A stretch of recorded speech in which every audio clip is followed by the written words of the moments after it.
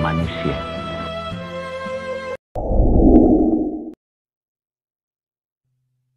Penciptaan manusia, tugas-tugasnya, keistimewaan dan kelemahannya, yang itu semua bermula dari ayat 30 surah Al-Baqarah. Di sana Allah berfirman, wa idh qala rabbuka lil malaikati inni ja'ilun fil ardi khalifah. Renungkanlah, ingat-ingatlah bahwa suatu ketika Allah berfirman kepada malaikat, saya akan menciptakan khalifah di bumi. Kita berhenti sejenak. Kita diperintahkan untuk merenung dan mengingat. Yang diperintahkan untuk direnungkan dan diingat dalam ayat 30 ini, bahwa pernah suatu ketika Allah menyampaikan kepada malaikat bahwa dia akan mencipta manusia yang bertugas menjadi khalifah. Bisa demikian, ketika merenung dan mengingat itu, jangan lupa asal kejadian dan tugas pokok Anda, yaitu menjadi khalifah. Nah, khalifah itu apa? Khalifah itu terambil dari akar kata yang berarti di belakang. Khalf, di belakang. Yang di belakang itu biasanya menyusul siapa yang ada di depannya. Sehingga yang di belakang ini bisa menggantikan yang di depannya. Itu sebabnya Sayyidina Abu Bakar khalifah Rasulullah, menggantikan Rasulullah. Nah, saya akan menciptakan firman Allah khalifah di bumi, pengganti di bumi. Pengganti siapa ya Allah? Ya kan? Itu mengisyaratkan ada makhluk sebelum manusia. Makhluk itu digantikan oleh manusia yang diciptakan oleh Allah Subhanahu wa Ta'ala. Atau bisa juga pengganti Allah. Maksudnya apa?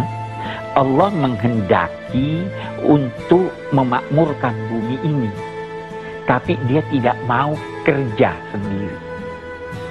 Dia tugaskan, hei, saya punya konsep, saya punya kehendak menyangkut bumi ini, tidak usah saya yang kerja secara langsung, saya tunjuk ini pengganti saya. Dia mandataris. Dia diberi mandat untuk. Betapapun kita dapat bertanya sekarang, apa sih tugas khalifah itu? Ya kan?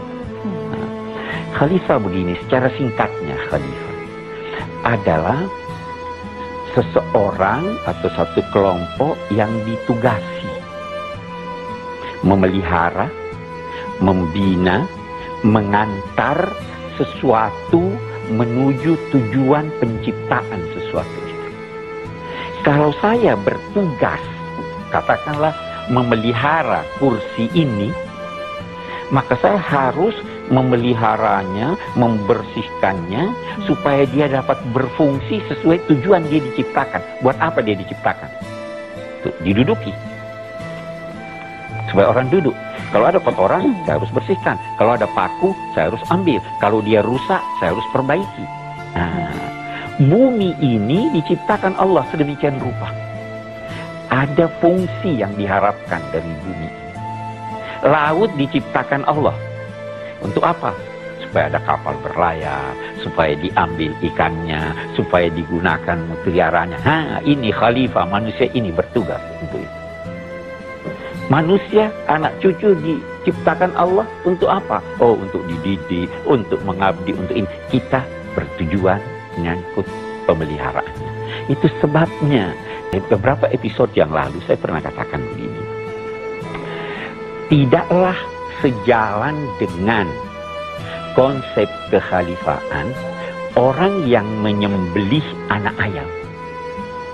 Karena anak ayam untuk apa disembelih? Harus dipelihara sampai dia besar, sampai ada telurnya untuk dimakan. Tidak menjalankan fungsi kekhalifaan seorang yang memetik kembang belum mekar. Untuk apa? Biar dia mekar, supaya datang kumbang mengisap itu, supaya dia mekar, indah terlihat dan lain-lain sebagainya. Nah, ini ja'ilun fil ardi khalifah. Saya akan menciptakan khalifah di bumi. Mendengar ini, malaikat terus bertanya, ataj'alu fiha may yufsidu fiha wa yasfiku dima? Apa kamu akan menciptakan satu makhluk yang kamu namai khalifah ini yang menumpahkan darah, yang merusak di bumi? Rupanya ada makhluk sebelum manusia ini yang merusak di bumi. Nah, memang kita harus tahu bahwa sebenarnya alam raya ini tercipta jauh sebelum terciptanya manusia. Sementara pakar berkata 10 billion atau 15 billion tahun yang lalu alam raya ini sudah tercipta. Kalau manusia, makhluk yang berbentuk seperti kita ini, dinamai makhluk modern baru 40.000 tahun. Sebelum itu makhluk yang berbentuk manusia 100.000 tahun yang lalu, dia berproses. Nah, boleh jadi makhluk-makhluk sebelum itu. Nah, maka malaikat bertanya, apakah kamu akan menciptakan makhluk di bumi yang merusak dan melakukan pertumpahan darah? Allah menjawab apa? Ini a'lamu ma la ta'lamun. Saya tahu apa yang kamu tidak tahu. Memang boleh jadi dia menumpahkan darah. Kalau untuk membela negaranya, boleh-boleh aja. Ya kan? Boleh jadi dia melakukan pengerusakan di bumi. Kalau pengerusakan itu dapat ditoleransi, saya akan toleransi. Dalam batas-batas tertentu. Malaikat masih berkata, wa nahnu nusabbihu bihamdika wa nuqaddisu lak. Kamu akan menciptakan makhluk ini, sedangkan kami bertasbih mensucikan kamu, memuji kamu, mengagungkan kamu. Tuhan menjawab, saya mengetahui apa yang kamu tidak tahu. Nah, sekarang Allah Subhanahu wa Ta'ala, atau sebelum sampai ke sana, malaikat berkata, kami mensucikan sambil memujimu. Itu sebenarnya yang kita contoh. Kalau kita rukuk, kita katakan apa? Subhana, sujud, subhanallah wa bihamdi. Kita mendahulukan mensucikan, baru kita puji. Oke. Yang penting, Allah tidak menjadikan malaikat sebagai khalifah di bumi. Karena malaikat hanya mengabdi kepada Allah, tidak bisa salah. Saya bermohon ampun kepada Allah kalau saya menggunakan suatu istilah yang kurang tepat, boleh dikata, tapi sekedar untuk menggambarkan. Malaikat itu seakan-akan sudah terprogram. Jadi dia tidak punya inisiatif. Kalau malaikat yang jadi makhluk di bumi, tidak akan ada cloning, tidak ada inseminasi, tidak ada ini. Ya, karena dia tugasnya, dia melakukan apa yang diperintah Allah. Kalau kita manusia punya inisiatif, bisa salah enggak sekarang? Bisa salah, itu yang ditoleransi kalau salah. Ya kan? Oke. Yang kedua yang saya ingin jelaskan di sini, kenapa Allah menyampaikan kepada malaikat? Kenapa tidak cipta aja sekaligus? Nah, salah satu jawabannya adalah karena malaikat ini nanti punya tugas berkaitan dengan manusia.